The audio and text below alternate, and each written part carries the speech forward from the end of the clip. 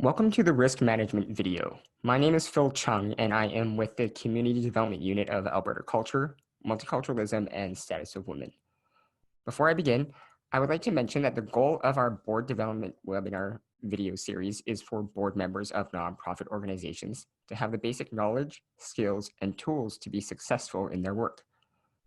Before I begin, I would like to mention that the goal of our board development video series is for board members of nonprofit organizations to have the basic knowledge, skills, and tools to be successful in their work. Now, we realize that some of you are not board members, and that's completely fine, but we want you to be aware that the information, concepts, and ideas presented here are from a board member's perspective.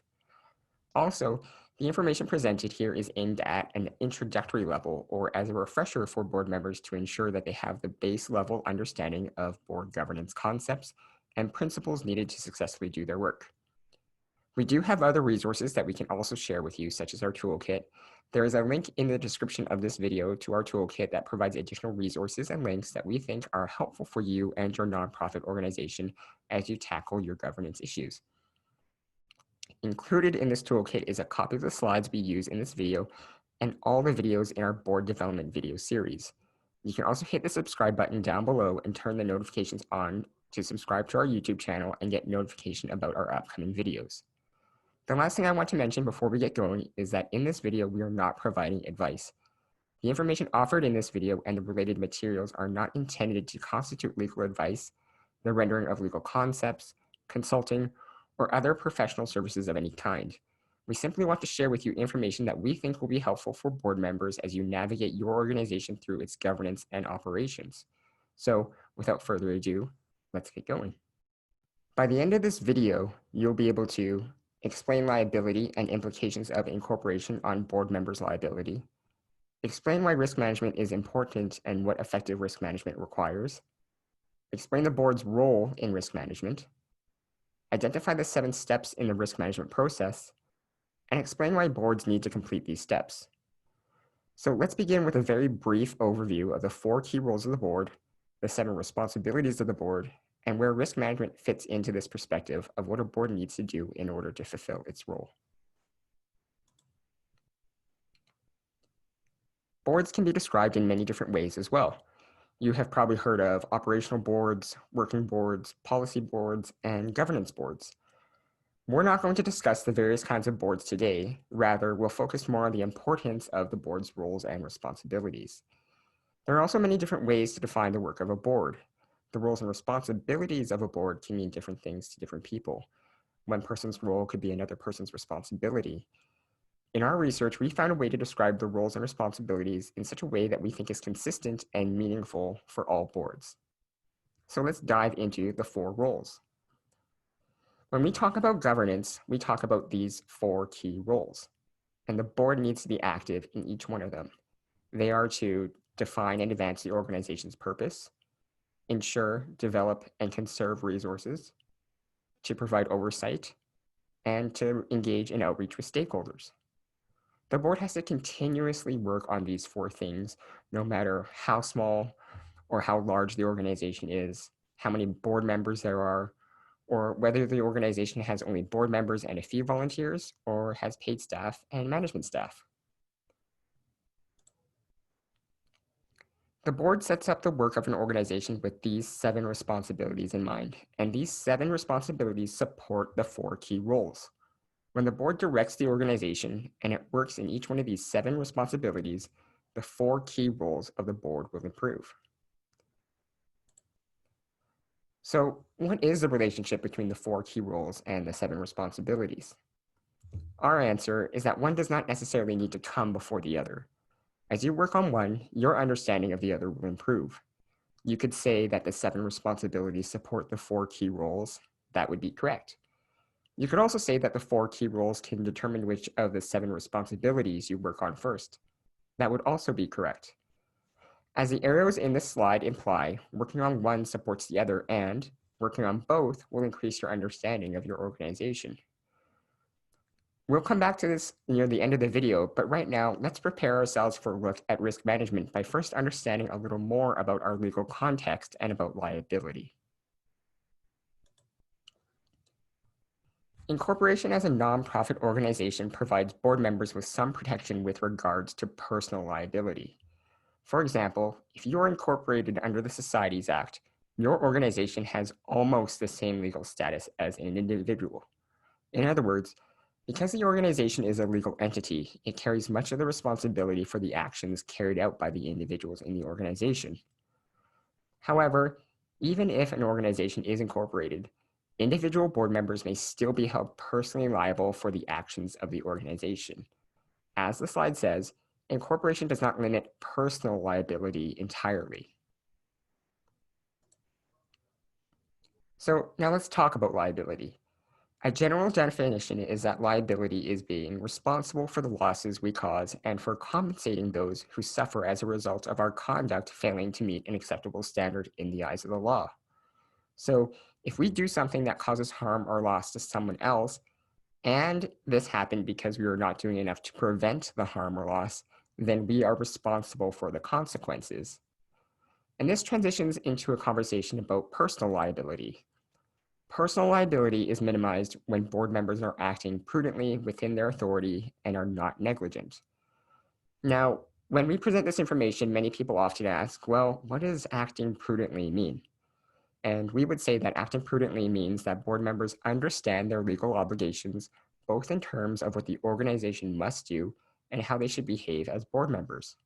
So to summarize, incorporation limits a board member's personal liability. Liability is having responsibility to compensate someone for the damage we cause, and personal liability is minimized when board members act prudently within their authority and are not negligent. Now, with this information, let's go through the steps to manage risk. But first, let's also talk about risk management. Here are a couple definitions of risk management. I'm not going to read them out, but in short, these two definitions say that risk management protects people inside and outside the organization, is an ongoing process and a series of procedures, and is an ongoing activity that the board leads and participates in. We dedicate an entire video to risk management because having an effective risk management plan in place can do all of these things. It can save resources, protect an organization's reputation and public image, protect people from harm, protect the environment, prepare for the unseen, help define insurance needs, and, as we've been talking about, prevent or reduce legal liabilities. I would add that if you do all of these things for your organization, you will begin to know and understand your organization very well. And what a great way to display some active oversight and reduce the liability of you and your fellow board members at the same time.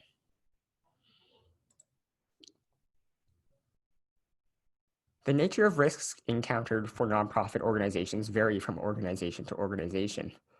That being said, there are some common things that all organizations can do. Effective risk management requires the following four things. The first is an understanding of basic legal principles. And you may have some information about this already if you've previously watched our video on understanding your legal landscape. Effective risk management also requires careful attention to a risk management process, and we're going to be going through the steps of a risk management process later in this video. It also requires an ongoing commitment from management, staff, and volunteers to the process. In order to create and maintain an effective risk management plan, it is important to include the perspective, experience, knowledge, and skills of the people in different positions within your organization. Now, who you include depends on the size of your organization and how it's run. Finally, it also requires common sense. And we've heard the old adage that common sense is actually not really that common. You have to work to gain an understanding of your organization's risks. Common sense won't help you understand how risk affects your organization and what you can do to deal with it. So let's take a look at the steps to manage risk. The first step is to identify the risk. Take time as a board to name and describe the risks that you have in your organization. The questions on this slide are meant to help get the discussion going. If your organization is involved in many activities, you may want to ask others in the organization to identify some risks. These people could be volunteers, relevant staff, committees, and even management, such as the executive director, program managers of the various programs, or other people as well. Once you have identified some risks that your organization has, then you'll want to separately assess each one of the risks. When you and your board are assessing the risks you've identified, a good starting point is to ask the following questions. How serious might it be if it actually happened?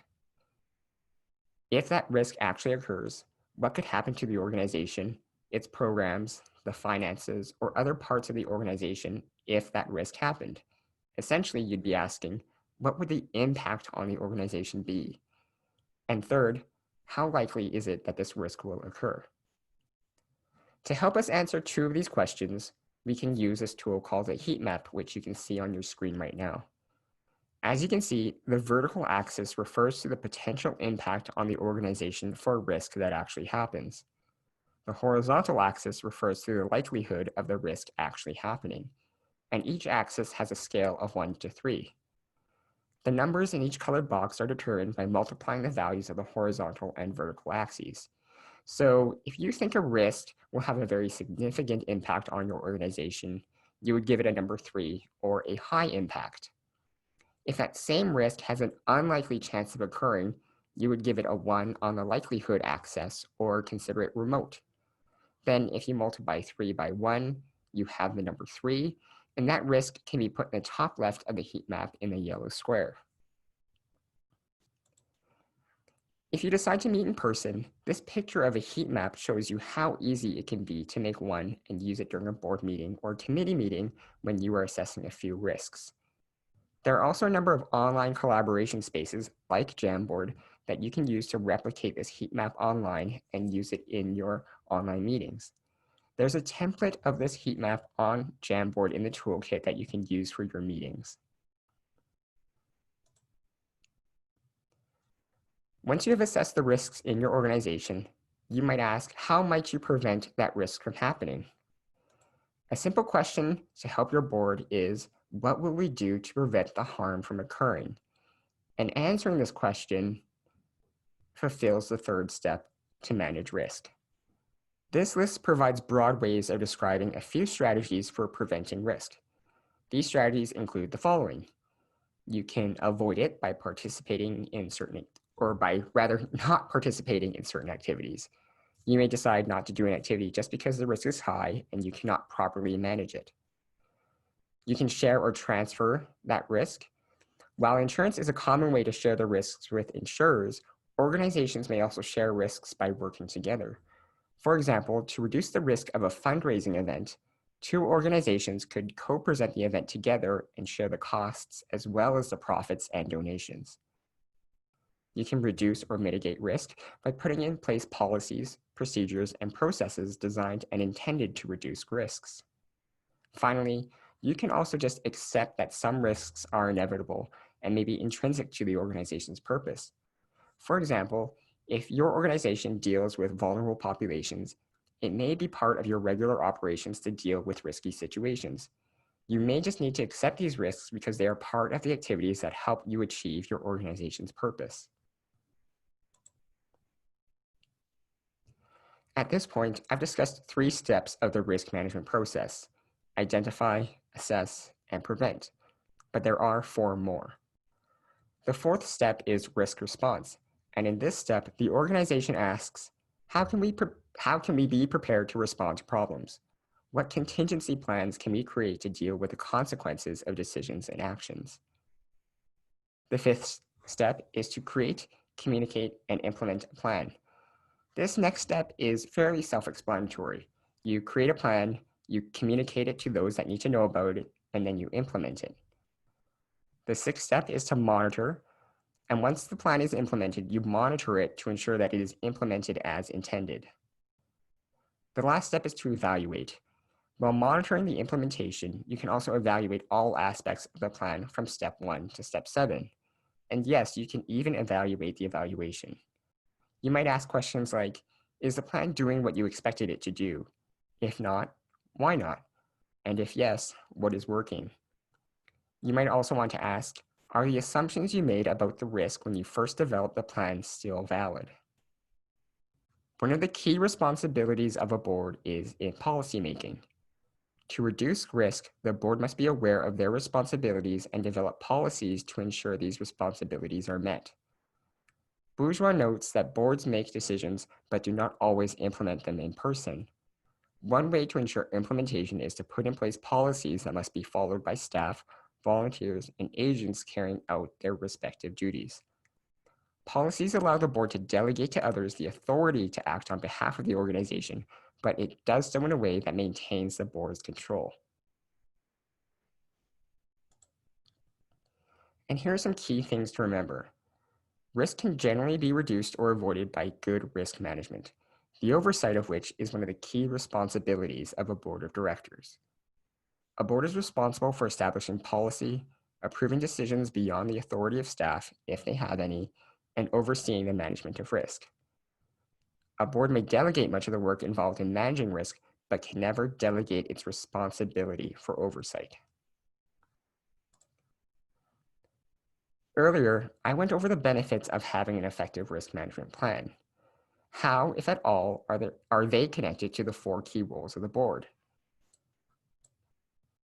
Can you see the benefits of how having a risk management plan can support one or more of the 4 key roles of the board? How could a risk management plan support one or more of the 7 responsibilities?